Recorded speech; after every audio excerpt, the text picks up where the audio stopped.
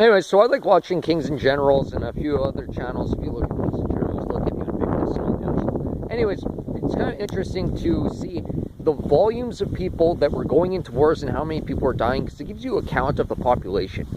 And these people are often peasants that don't want to get taxed by the guys that don't speak their own language, and people who are slaves and the fascists. They're all there, they're all together, and it's these big conflicts. So it's a little bit interesting. It's not particularly spiritually insightful, but I mean it's there. Anyways, it's kind of funny because they never talk about shit slings. And shit slings were a thing. It's a very big and prominent thing. It's a very prominent thing.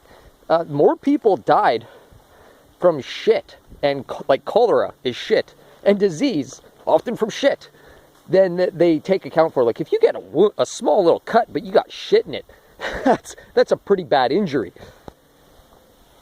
And then so here, looking at these battles and how they're depicted to have taken place, they've got them all recorded, how they win and how they lose battles. They've recorded all this information so they don't make the same mistakes over and over again, so that their ancestors, I mean their descendants, will be able to thrive and succeed in conflict.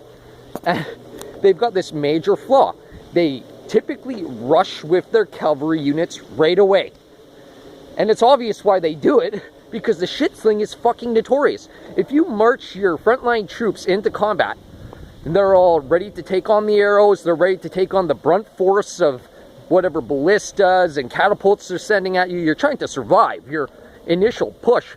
All they have to do is sling a bunch of crap at you, and then back away, and you're all in heavy armor. What are you going to do?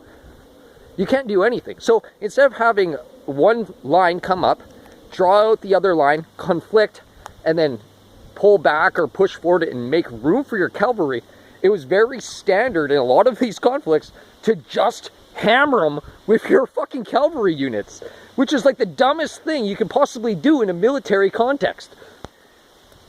And the only logic behind that, because you don't even have to have a metal spear, you don't have to have any good weapon, you can just take half of these sticks, hack them with your fucking sword, and make spears and fucking destroy the cavalry instantly. They got nothing against the brush, but they have to use their cavalry because it's the only thing you can do about a shit sling.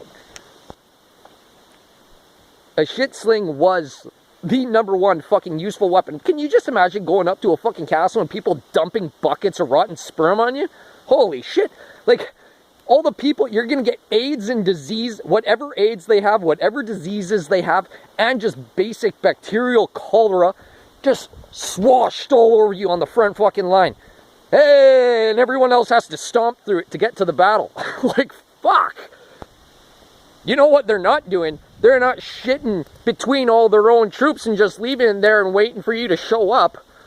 Fuck, no one's doing that. You can't even pretend anyone was so stupid or paranoid that they're like, oh no, I gotta shit, I'm just gonna shit here beside you guys. They're bagging that shit and they're throwing that shit at you.